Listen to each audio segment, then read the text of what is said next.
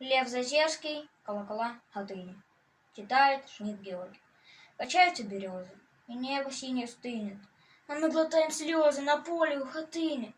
Когда тут деревня была и жили люди, с землей этой древней был путь, счастлив и труден. И знал в деревне каждый, что к радости путь чистый. Как утром вдруг однажды нагрянули фашисты, и запылали хаты, взметнулись птичьи стаи, и в лае автоматном согнали всех в сарае. Всех, и мужчин, и женщин, и даже деток малых, а пламя жарче плещет, дышать уж нечем стало. И молодой, и старый навеки здесь уснули. Кто не погиб в пожаре, того добили пули. Качаются березы, и небо синее стынет, нам человек из бронзы протягивает сына.